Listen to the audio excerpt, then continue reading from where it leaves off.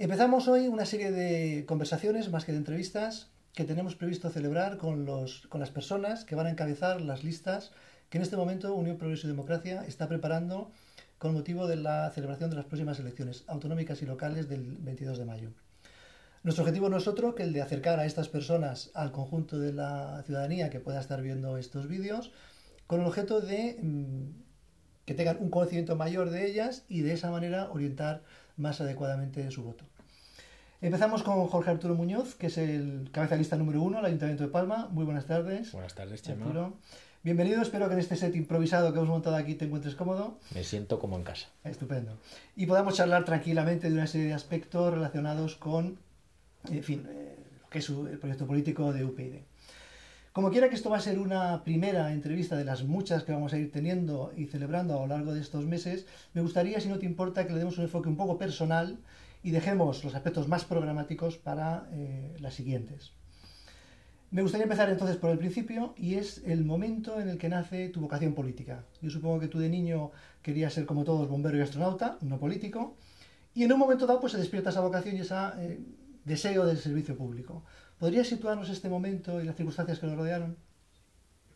Pues yo diría que soy un poco un hijo de la transición, ¿eh? En un momento en el que en España hay una gran efervescencia, gran preocupación sobre temas políticos, uno siendo niño, sin entender absolutamente nada, simplemente intuyendo que tras ese debate hay cosas muy importantes, pues despierta en uno la curiosidad o el deseo de entender lo que no entiende, ¿no? Vas cumpliendo años, vas quemando etapas y te das cuenta de que vas asumiendo fundamentalmente propaganda, ideología y muchísima manipulación. De manera que pasas por un espectro, digamos, de ideologías, que pasas de una ideología a otra ideología, hasta que yo diría, o te diría con toda sinceridad, que hasta los 27 años, por dos acontecimientos de que ahora te puedo explicar, uno no se da cuenta de la cantidad de mentiras, de propaganda y de ideología que ha estado asumiendo acríticamente, pues básicamente por culpa de su ignorancia, ¿no? Y esos dos acontecimientos que se dieron en poco tiempo, poca distancia de uno a otro, fueron un viaje a Cuba, donde pasé un largo tiempo en verano. Allí descubrí que la diferencia entre la realidad y la propaganda es enorme, porque uno viajaba allí con cierta simpatía por el régimen, pero allí ves la realidad, que no tiene absolutamente nada que ver con la imagen exterior que se puede dar. Y poco tiempo después cayó en mis manos un libro que fue fundamental, y es un libro de Jean-François Revel, El conocimiento inútil, ¿no? Y me vi muy reflejado porque realmente allí Jean-François Revel explica o viene a afirmar la potencia de la mentira en el mundo, que es que tiene una energía tremenda, ¿no? Y cómo la propaganda acaba imponiéndose y dirigiendo nuestra forma de pensar, de manera que uno toma conciencia, o tomé conciencia en los 27 años, de que había que ser mucho más exigente, mucho más crítico, analizar las cosas con mucha más profundidad de lo que había hecho hasta el momento.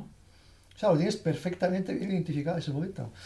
Sí, porque me di cuenta claramente de que me sentí muy identificado como víctima de lo que estaba diciendo Jean-François Revel en ese libro, ¿no?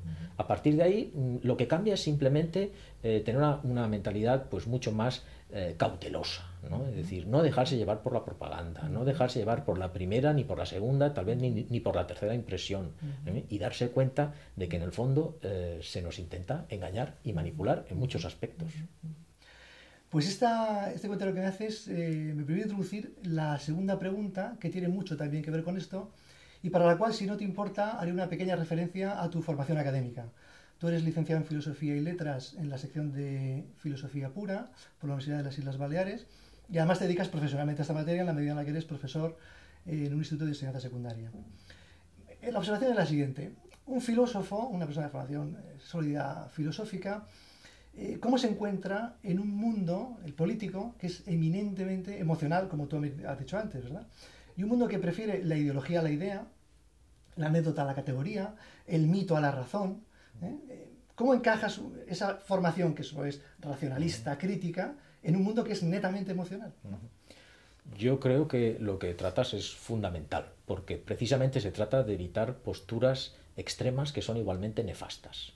El político que se deja llevar por posiciones estrictamente sentimentales acaba cometiendo todo tipo de atropellos, aparte de tomar decisiones irracionales. Y el otro extremo, tú has hecho una alusión al racionalismo, muy importante, pero me gustaría matizar una cosa.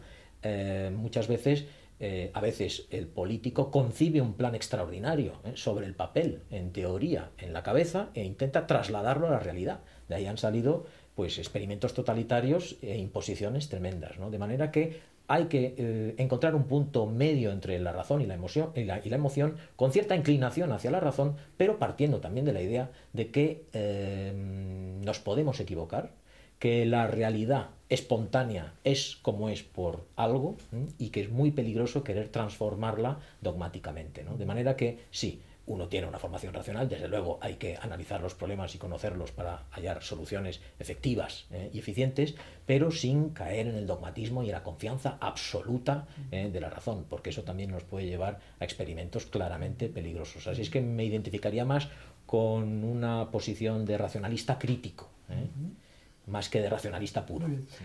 Lo cual entronca perfectamente esa reflexión política que nos haces con una reflexión del propio individuo, en el que se ha de equilibrar adecuadamente el peso de la razón con el peso de la emoción, integrando esos dos grandes aspectos que nos constituyen. Me gustaría volver sobre tu situación aquí, que es la situación de candidato al Ayuntamiento de Palma. Para llegar a esta situación, tú has tenido que superar dos elecciones. Una elección personal, que es tu decisión de concurrir a esta institución y concretamente al ayuntamiento, y una segunda elección, que es una elección más política, más pública, en la medida en la cual has tenido que superar un proceso de primarias que Unión Progreso y Democracia tiene establecido con carácter general para todas las instituciones en todo el territorio.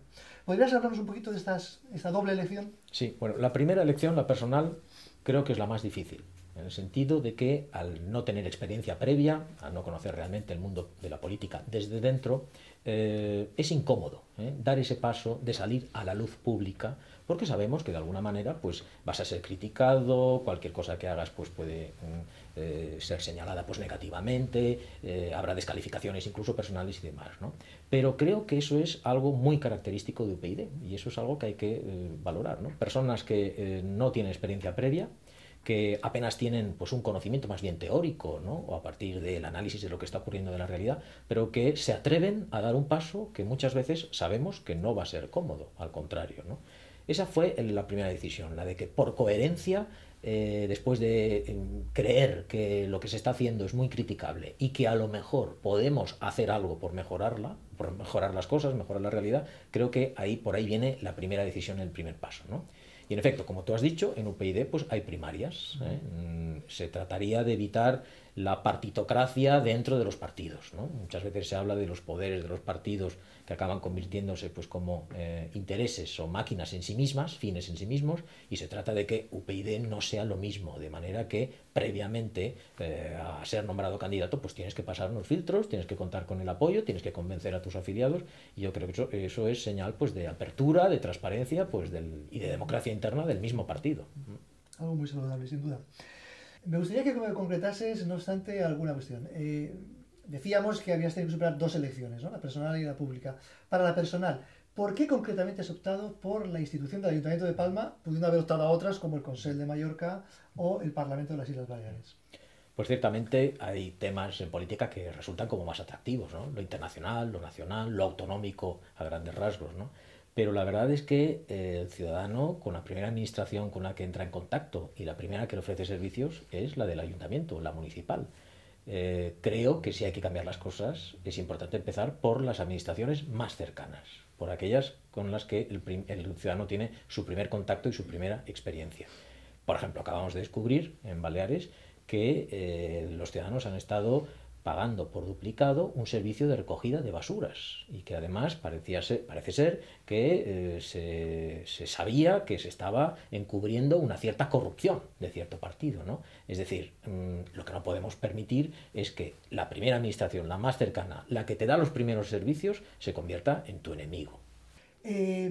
Aunque como digo, esta primera entrevista está un poco focalizada, como así se está viendo, en aspectos quizá un poco más personales, iremos profundizando en las sucesivas, en aspectos más concretos del programa electoral. Sí que me gustaría hacerte una reflexión sobre la evolución que ha tenido UPyD en cuanto a la concreción de sus ideas. UPyD empezó siendo un partido que se decía que solamente hablaba de terrorismo, solamente hablaba de nacionalismo. Con el tiempo UPyD ha ido desarrollando un programa que abarca todos los aspectos ya de la vida social, política, económica, etcétera, ¿no? Y me consta que tú has tenido una gran participación en el desarrollo y concreción de muchos de esos ámbitos. Me gustaría, aunque sin detalle, porque en esta primera entrevista no nos vamos a centrar en esto, algún apunte tuyo sobre 3 campos concretos en los que has trabajado muy decididamente y en los que has hecho aportaciones muy relevantes a la conformación de ese programa general. La primera cuestión es la política lingüística, que siempre es un tema político, polémico y en el que tú pues, has trabajado mucho y tienes ideas, yo creo que muy claras, ¿no? Bueno, primero diría que me sobrevaloras, ¿eh? En UPyD hay personas muy válidas, con una formación extraordinaria, con muchísimas ideas, y yo a lo mejor lo que sí he podido hacer es simplemente pues, aportar un granito de arena y aclarar y ordenar un poquito más lo que otros ya han hecho y tienen muy claro, en la cabeza y en los planteamientos de UPyD. Es decir, que mi aportación es humilde. Ahora, tú preguntas por la política lingüística. Bueno, Sí. pues Baleares, en parte, ha vivido esa deriva pues, nacionalista en el tema lingüístico y UPyD claramente ha tenido sobre esto una visión muy diferente a la de los otros partidos, ¿no? Y es la de adoptar una postura, digamos, racional en relación a este tema, precisamente, ya que estamos hablando, ¿no? Quitar peso sentimental al tema de la lengua, en este caso de las dos lenguas, despolitizar la convivencia entre dos lenguas y sobre todo anteponer que aquí lo importante son los derechos de las personas y no los derechos de las lenguas como algo que se debe imponer a las otras personas, ¿no? En ese sentido, pues UPyD es un partido completamente que defiende y entiende perfectamente la convivencia pacífica de dos lenguas, defiende el bilingüismo y considera que los políticos deben de respetar esa realidad y no deben de imponer su concepción de esa realidad imponiendo una u otra, sino dejando que los ciudadanos por igual puedan expresarse, usar, aprender, comunicarse en cualquiera de las dos lenguas con total libertad. Y me gustaría señalar, es importante, que nosotros no somos antinacionalistas ni pronacionalistas. El nacionalismo es una postura que, aceptando los cauces democráticos, pues tiene completa legitimidad. Lo único que consideramos críticamente es que la aplicación de sus teorías no debe ir en desmedro de otros derechos adquiridos. Y en ese sentido no somos tampoco un grupo de nacionalistas españoles ni somos necesariamente españolistas. Somos simplemente españoles que consideramos que la Constitución es el mejor marco para asegurar la igualdad de oportunidades entre todos los españoles y que precisamente dejándonos llevar a veces por pendientes, la pendiente del sentimentalismo que antes decíamos y el localismo, no se debe de poner en peligro ese marco que es el que ha dado el periodo de mejor convivencia y mayor libertad al pueblo español pues en toda su historia. Otro ámbito en el que también has trabajado intensamente, porque formas parte del grupo de trabajo de educación de Baleares, el cual ha hecho aportaciones muy relevantes al conjunto del partido a nivel nacional, es la educación, ¿vale? ¿Alguna idea sobre esta importantísima materia que también es uno de los temas importantes que vertebran nuestra posición política? Bueno, sobre eso lo que hemos hecho es intentar sacar partido y analizar por qué hay un descontento claro en el tema de la educación. Es decir, todo el mundo ha oído hablar de cifras, ha oído hablar de fracaso, ha oído hablar de una formación en general de nuestros jóvenes que es o deja bastante que desear. Es decir, todo el mundo es crítico, pero bueno, ¿y la alternativa cuál es? ¿No? Bueno, yo lo único que he hecho, y a raíz de eso, pues tengo un poquito de experiencia, simplemente. Mi única ventaja es que tengo un poquito de experiencia por haber trabajado y por trabajar como profesor de instituto y haber visto lo que ha ocurrido en los últimos 20 años a raíz de una serie de, o una ley educativa que parte con muy buenas intenciones, pero cuyos resultados son los contrarios a los deseados, ¿no? En ese sentido, lo que sí hemos hecho desde Baleares, en el grupo de educación, es hacer propuestas muy críticas para proponer una alternativa que, por supuesto, tiene que pasar por el cambio de la ley educativa. Nosotros creemos que, en relación a la educación, hay muchísimos problemas, por supuesto, que confluyen. No todo depende de decisiones políticas, pero lo que no puede ocurrir es que una misma ley educativa, en este caso la LOCSE, que está presente en la LOE, abra la puerta a ciertos defectos cuyos resultados se están viendo y lo peor es que no haya voluntad de corregirlos. Y el tercer tema, sobre el que también has trabajado intensamente y que es un tema capital del conjunto de la actividad política en este país, por ser una de las lacras fundamentales que lastran la capacidad de acción política, es el tema de la corrupción, ¿no? Especialmente sufrido en Baleares. Y sobre esta cuestión que tú has trabajado, en fin, con bastante detalle, hay algunas propuestas concretas que ya quizá podrías desgranarnos un poquito, ¿no? Aquí sí que, sinceramente, lo único que he hecho es ordenar o ayudar a redactar las ideas. Hay personas que conocen muy bien el problema desde dentro, asesores, especialistas, que son los que han dado verdaderamente las ideas originales, ¿no? El impulso a todo esto, ¿no? Bueno, yo sí que creo que eso es un tema capital, sobre todo en Baleares, y las medidas de UPyD irían en relación a tres grandes frentes. Uno, la transparencia.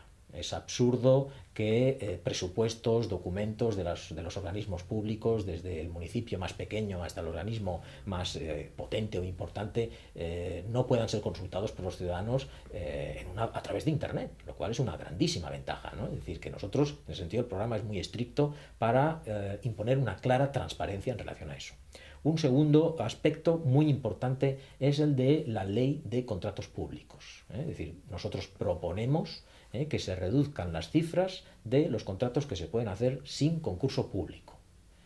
Eso significaría, eso añade en cierta manera también transparencia a la adjudicación de ciertos contratos a las empresas que hacen o dan ese servicio a los organismos públicos.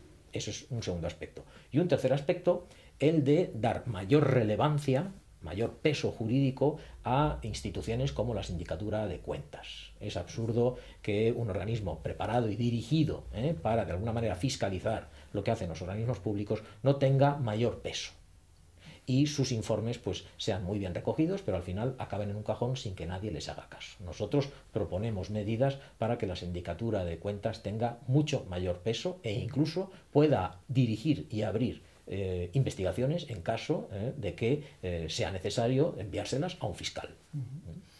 Muy bien, y ya por no alargarnos mucho más, me gustaría tocar algún aspecto personal en lo que a tus aficiones se refiere, ¿no? Compartimos dos de ellas con mucha intensidad, la literatura y el cine, de las cuales hemos hablado en bastantes ocasiones, y hay una que nos difiere, porque yo soy un zote rematado, que es la pintura. Una actividad en la que tú pues, has hecho tus pinitos, tienes tus exposiciones hechas aquí en Mallorca, incluso alguna colectiva en una galería de renombre político, como es la Galería Watergate de Washington. Y nada, me gustaría saber un poco cómo encaja dentro de todo este perfil político, filosófico, etcétera, esa faceta artística y en qué estás trabajando ahora, ¿no? Bueno, ¿estás pintando? Bueno, por supuesto me halagas, pero las cosas como son. En realidad soy un aprendiz, soy un aficionado, ¿no? Es decir, uno disfruta de ciertas cosas, tiene la suerte de haberlas probado, ¿verdad? Tanto la literatura como aficiones pues, deportivas y en un momento dado pues pruebas la pintura, ¿no? Entonces, a medida que vas aprendiendo, vas experimentando y vas dando pasos, pues te dan ganas de probar cosas nuevas, ¿no? Ahora, sinceramente, soy simplemente un aprendiz y uno lo que intenta es disfrutar de más cosas, porque al fin y al cabo hay muchas cosas positivas por ahí en el entorno y si uno puede pues probarlas, pues al fin y al cabo, en la medida que sea una actividad enriquecedora, claro. Pues lo intenta. Y en la medida en que tienes un pequeño prurito, ¿no? De que te sale algo bien y demás, pues intentas contrastar si el público está de acuerdo contigo o no. Muy bien, muy bien. Pues nada, esto ha sido todo, Arturo. Un verdadero placer. Nos iremos viendo en futuras entrevistas. De modo que muchísimas gracias por tu presencia aquí y hasta la próxima. A ti, muy amable. Muy bien. Muchas gracias. Estupendo.